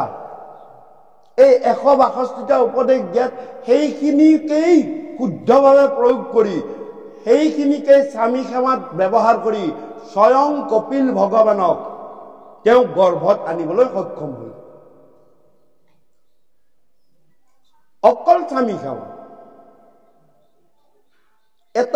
এটা মই মানে সেই কওঁ, মানুহ মানে অলংকাৰ এটা কওঁ বা উপদেশ বাণী এটা কওঁ, যিটো দেৱহূতিক মানে শতৰূপাই কৈছিল যে হে মাই, তোমাৰ অৱস্থা এইটো কথা আকৌ হৰিচন্দ্ৰ উপাখ্যানতো মোৰ কৃপালু গুৰুৱে অলপ বৰ্ণনা কৰিছে। হে মাই, তোমাৰ স্বামীৰ ওচৰত অৱস্থান স্থিতি ক'ত কেতিয়া জানানে? ক'ত কেতিয়া কেনেকা হয় জানানে? এই কথাটো তোমাক মই ক'বলৈ বিচাৰিছো। শুনা, যে বিপদ সময়ে তই সেনাপতি হোৱা ৰৈবি। যেতিয়া স্বামীৰ বিপদ হ'ব নহয়, তই সেনাপতিৰ দৰে স্বামীৰ চাৰিওফালে সষ্টম হৈ ঘূৰি থাকিবি। সম্পদ সময়ে তই মন্ত্ৰী হোৱা ৰৈবি। যেতিয়া তোমাৰ স্বামীৰ সুসম্পদৰ দিন আহিব, ভাল ভাল মন্ত্ৰণাৰে, ভাল ভাল কথাৰে, ভাল ৰাস্তাত দেখাবলৈ তুমি যাবা। ভোজন সময়ে তই আইসম হইবি। যেতিয়া ভোজনৰ সময় হ'ব, মাকে যেনেকৈ পুতেকক বৰ আদৰ সাদৰ কৰি দিয়ে, স্বামীকো তুমি ঠিক তেনেদৰে ভালদৰে আদৰ সাদৰকে খোৱালেহে তোমাৰ স্বামী সন্তুষ্ট হ'ব। শয়ন সময়ে তই ডাকি গৈ ৰৈবি। যেতিয়া শয়ন সময় হ'ব, তেতিয়া তোমাৰ অৱস্থান ডাকি। আজিকালি ল'ৰাখিনিয়ে চব সময়তে ডাকি, ছোৱালীখিনিয়ে চব সময়তে সেনাপতি কৰাব বিচাৰে। কোনে? কলিয়ে কৰাব বিচাৰে। তেনেকে সংসাৰখনত বিৰূপ হৈ যায়। তাৰপিছত ক'লে কি, যে বিলাস বিহাৰে তই তেওঁৰ সংগী। বাহিৰলৈ যেতিয়া ফুৰিবলৈ যাব, প্ৰথম সংগী তুমি, কাৰণ সেনাপতি তুমি। তুমি ওচৰত থাকিলে বেলেগ শত্ৰুৱে তোমাৰ ৰজাক আক্ৰমণ কৰিব নোৱাৰে, সাহস কৰিব নোৱাৰে, কিন্তু নাথাকিলে কৰিব। ৰজাক ইফালে বেলেগকে আক্ৰমণ কৰিব, তোমাক ঘৰতো আহি বেলেগকে ক'ব। আৰু বৃদ্ধ বয়সত তই তেওঁৰ অৰ্ধাংগী। যেতিয়া তোমালোকৰ দুয়ো বৃদ্ধ হবা, তেতিয়া তোমাৰ বয়সো আধা যাব, তেওঁৰো বয়স আধা যাব, দুইটাই মিলিহে এটা কাম কৰিবলৈ সক্ষম হবা। এই এটা অলংকাৰ। হা, গতিকে আমি বাপৰ কথা লিখিলৈ আমি এইখিনি কথা অলপ আলোচনা হ'ল। কৃষ্ণ হে হৰি ৰাম বাবা হে ৰাম শুন কবদতি শুনা পুত মহামানী পৰম পাতকী কলি পাইৰে হেন জানি আৰম্ভিলো যজ্ঞ আকি সহস্ৰ বছৰ হোমে ধুম ধুম বৰ্ণ ভৈল কলে বৰ যিটো কৰ্ম কৰো ইয়াত নাহি কেবি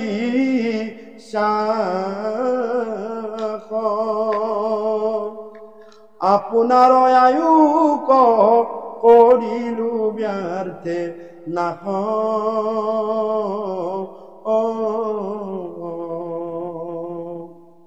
সম্প্ৰতিটো মিহি চিন্তি উপমহাহিত কৰায়ুক প্ৰাণ কৃষ্ণ চৰিত্ৰয়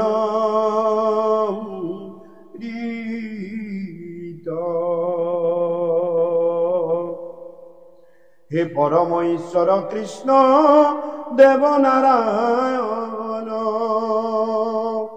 তান মহাভক্তিটো শ্ৰৱণ কীৰ্তন 28,000 দেখিয়ে পুতক মান্য কৰি নৈমিকাৰণ্যত এই কৃষ্ণ কথা শুনিবলৈ ধৰিছে। ইয়াতে 28,000 হ'ল।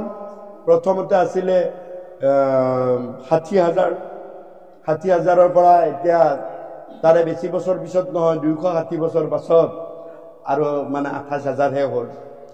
আৰু তাৰে মাজত দুটা ভাগ হৈছিলে 32,000 আৰু 28,000 32। আৰু তেওঁলোকে আহি কিন্তু পুতক মান্য কৰি ক'লে সত্ৰ বুলি ক'লে। সত্ৰ শব্দটো ইয়াত প্ৰথম ব্যৱহাৰ কৰিছে। যে ইয়াত কৃপালু গুৰুৱে সত্ৰ শব্দটো যে আমাৰ আনুষ্ঠানিক সত্ৰৰ যিটো কাইটেৰিয়াযুক্ত যিটো অনুষ্ঠান সেইটো নহয়। ইয়াত সত্ৰটো ব্যৱহাৰ হৈছে কি সৎযোগাৰ্ত, সৎ উদ্দেশ্য এটা লৈ আৰ্তসকল যেতিয়া একত্ৰিত হ'ব সেই অনুষ্ঠানটোক সত্ৰ বুলি কয়। ইয়াত আৰ্ত কোন? যে ইয়াত আৰ্ত হৈছে 28,000 ঋষি। কি আৰ্ত? যে তেওঁলোকে কৈছে আৰম্ভিলো আমি যজ্ঞ আশী সহস্ৰ বছৰ হোমে ধুম্ম ধুম্ম বৰ্ণ ভৈল কলে বৰ যিটো কৰ্ম কৰোৱাৰ নাহিকে বিশ্বাস আপোনাৰ আয়ুস কৰিলো ব্যৰ্থে না। এইটোৱে তেওঁলোকৰ মানে আৰ্ত হৈ পৰিছে যে আমি এনে সময়বিলাক নষ্ট কৰি আছো। কিয়? তোমালোকতো বেদজ্ঞ, আটাই বেদজ্ঞ লিখিছে মান্য কৰিব মানে বেদ এইটো খুব সুন্দৰভাৱে কৈছে এইটো যে 28 সহস্ৰ ঋষি বেদত প্ৰধান। তেওঁলোকে কিয় ফেলাৰ হ'ল? তেওঁলোকে কিয় ফেলাৰ? তেওঁলোকে ফেলাৰ এই কাৰণেই হ'ল তেওঁলোকে বুজি পালে যে ৰজা পৰীক্ষিতেই যেতিয়া শুনিছিল তাৰ পৰা 260 বছৰ আগত 256 প্ৰায় 60 256 বছৰ আগত তেতিয়াই কলি যুগ 15 বছৰ পাৰ হৈ গৈছে। কলি যুগত হোম তপ যাগ যজ্ঞই কাম নকৰে সেইটো কথা তেওঁলোকে বুজি পায়। তেতিয়াহ'লে এই ৰজা পৰীক্ষিতে শুনি তৰি গৈছিলে উত্তৰটা লৈ যাওঁ। সুকে ক'লে নাই নাই মই এবাৰেই ক'লো সেয়া ভগৱন্তৰ আদেশ আছিলে, ভগৱন্তই মোক ক'ব দিলে মই কৈ দিলো, তোমালোকক মই নকম। আৰু তোমালোকে শুনিব লাগিছিল, তোমালোকে মাথাৰে শুনিলা সেইকাৰণে পাহৰি গলা 260 বছৰ পিছত। কৃষ্ণ কথা মাথাৰে নুশুনে, কৃষ্ণ কথা হৃদয়ৰে শুনে।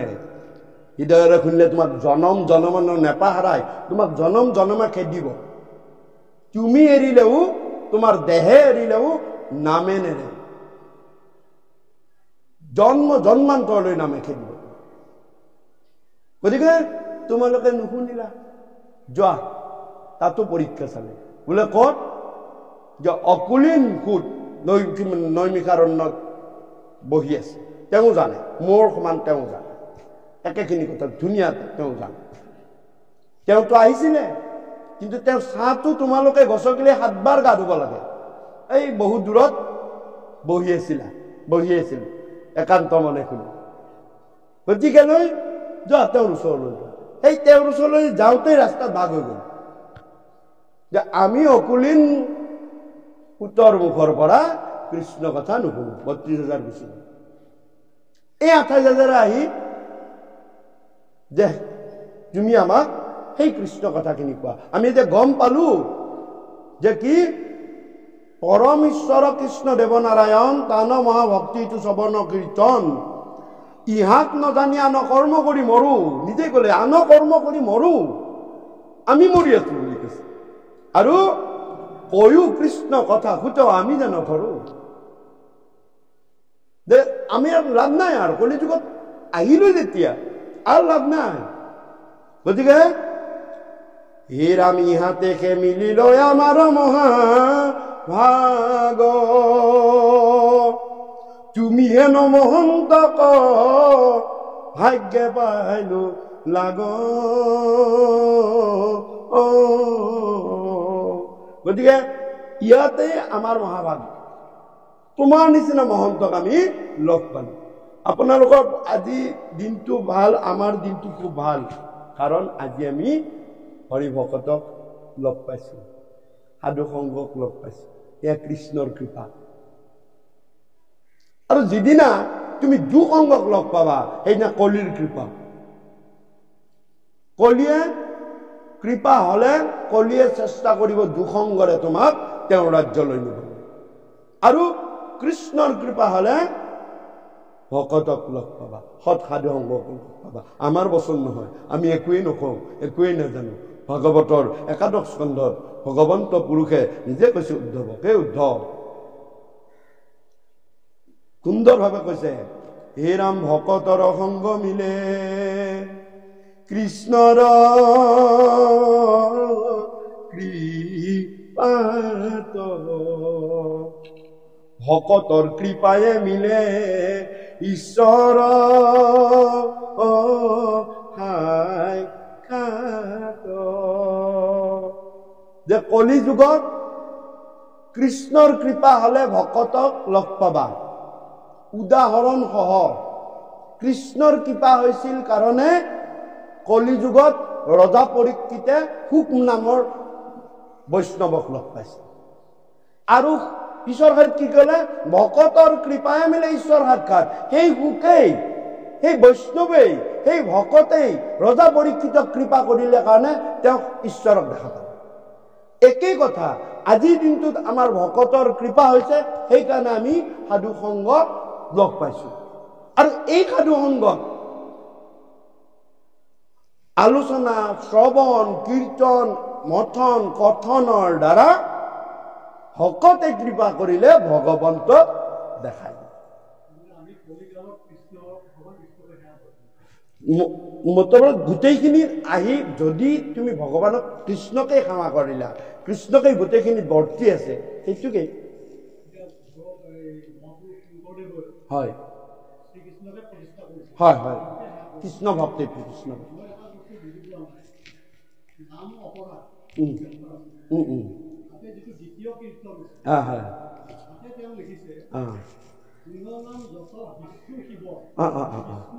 শিৱৰ হয় হয় হৰি হয়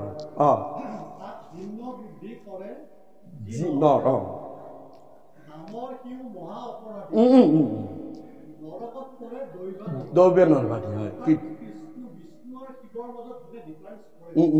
নাই আপুনি এইটো কৈছে কৈছে কৈছে তাৰমানে কৈছে, বাপজনে খুব সুন্দৰ কথা কৈছে। তে তাত কথা হ'ল যে নাম, তাতে দুটা, এটা কথা কৈছে যে হৰি আৰু হৰ বা বিষ্ণু বা শিৱৰ মাজত পাৰ্থক্য কৈছে নামৰ গুণ বা পদ্ধতিৰ কথা কোৱা নাই। নামৰ গুণৰ তাৰতম্য আছে।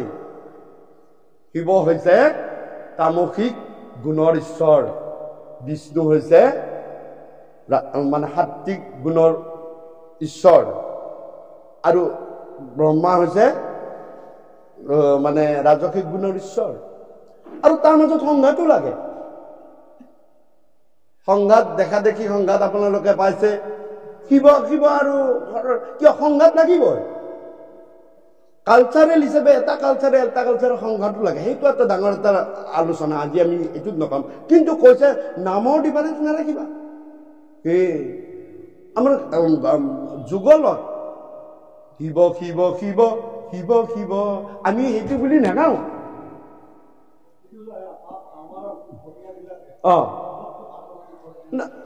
এই আমি সেইটো আমি নামত ভেদ কৰা নাই। মোৰ কৃপাত আমিতো লিখা নাই বা আমি গাওঁহে। আমি এই বুলি শিৱ নামটো থকাৰ কাৰণে আমি নেগাম নেকি এইটো যুগল? শিৱ সাৰংগ ধাৰী মধুসূদন দৈতাৰী ৰাম, হয়নে? এই যে আমি নামত কেতিয়াও গুৰুৱে কৈছে নামত প্ৰভেদ নানিবা। আমি নামত প্ৰভেদ নানো, কিন্তু পদ্ধতিগত যদি গুণসাধক তামসিক পদ্ধতিৰে শিৱক যদি আপুনি তামসিক গুণযুক্ত চিন্তাৰে যদি আমি চাব যায়, তেতিয়াহ'লে আপুনি সেইটো সাধনাটো নাহিব। কিন্তু নামত বা আমি কেতিয়াও বিষ্ণু বৈষ্ণৱৰ নাম আমি তাকে আলোচনাই কৰোঁ। খুব সুন্দৰ কথা। তেওঁ আমাৰ বৈষ্ণৱ হিচাপে পৰম আৰাধ্য। যমেও কৈছে, শিৱও কৈছে যে, আৰু কৈছে সেই শিৱ তুমি আৰু মোৰ মাজত কোনো পাৰ্থক্য নাই। হৰমোহন পঢ়িবচোন, ইমান ধুনীয়া লাগে। শেষত যায় শেষৰ ঘোষাৰ আগতো পঢ়িব, ইমান মজা লাগে। তুমি আৰু মই একে কায়া। মাত্ৰ আমি দেখাইছো যে আমি এটা গুণ লৈ লৈ লৈ আমি সেই গুণক প্ৰতিনিধিত্ব কৰি গৈছো। কিন্তু গৈ গৈ আমি সেই একতে কৰিছো। এই যে প্ৰথমতে কোৱা হ'ল জয় জয় কৃষ্ণ কৃপা ময় হে চৰ, প্ৰথম লিখিছে কৃপালু গুৰুৱে। কি বুলি কৈছে? জয় জয় কৃষ্ণ কৃপা মই মহেশ্বৰ। এই মহেশ্বৰ শব্দটোৱে শিৱ নহয়, নহয় প্ৰমাণটো কম। এই মহেশ্বৰ শব্দটো কি? মহত্তত্বম ঈশ্বৰম ইতি মহেশ্বৰম। মহত্তত্ববিলাকৰ যি ঈশ্বৰ, মহত্তত্বলৈ নিৰ্গুণ তত্ত্ব থাকে।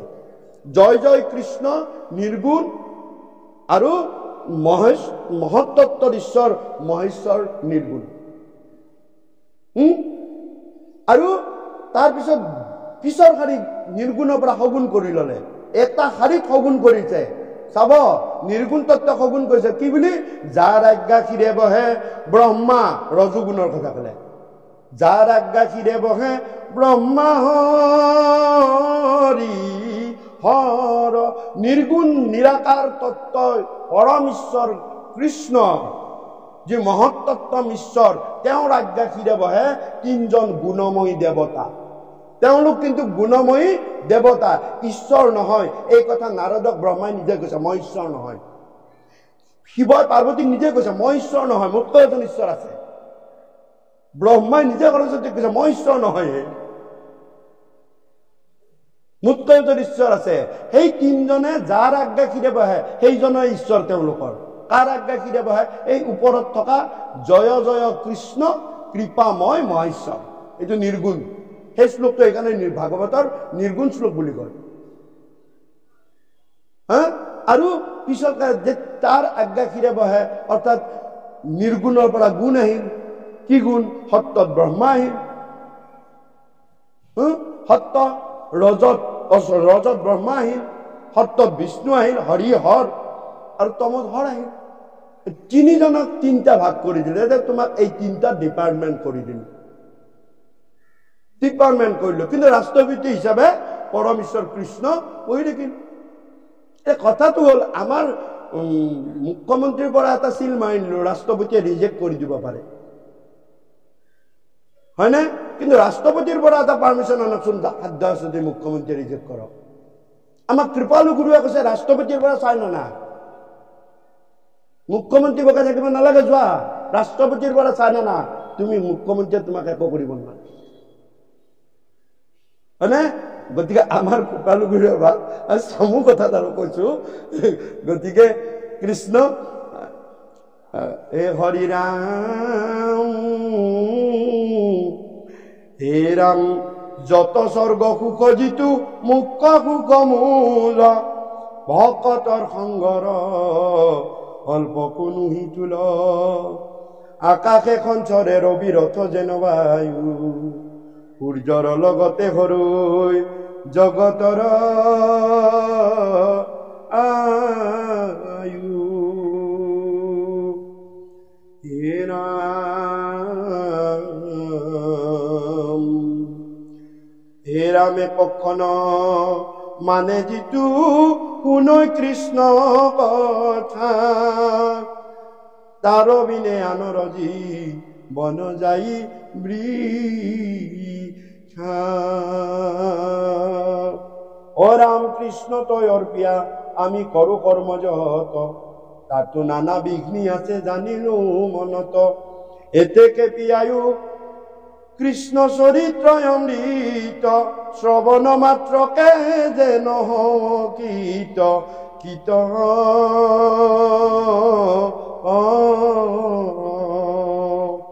জাগ যুগ যজ্ঞ কৰি দুখ পাইলো মাত্ৰ আবে কহিও ক মহা ভাগৱত শাস্ত্ৰ কৃষ্ণৰ চৰিত পৰময় অমৃত আতপৰে নাই কোটি কোটি যজ্ঞ জপতি দান ৰেণু কোনোহে সমান কৃষ্ণ গুণ নাম ধৰ্ম অনুপম আকসাৰ কৰি ধৰা আন দেৱ ধৰ্ম দূৰতে তেজিয়া কৃষ্ণত ভকতি কৰা ওহি তত্ত্ব জানি চিন্তা চক্ৰ পানী অনাদৰিয়ান কাম কৃষ্ণৰ কি কৰে ৰচিলা শংকৰে ডাকি বোলা ৰাম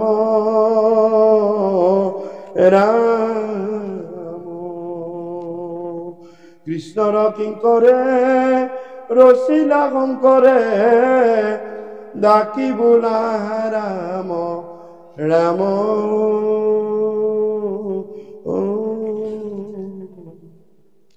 শ্ৰীমন্ত শংকৰ হৰি ভকতৰ জানা যে নকল্প তৰু তাহান্ত বিনাই নাহি নাই নাই আমার পরম গুরু অরাম তাহান্ত বিনাই নাই নাই নাই আমার পরম গুরু কৃষ্ণ কৃষ্ণ হরি ও রাম গাওতা বাওতা কর্ণপতি শুনুতা সবার কুশল মঙ্গলার্থে হরি বল হরি বল হরি বল হরি বল ও হরি।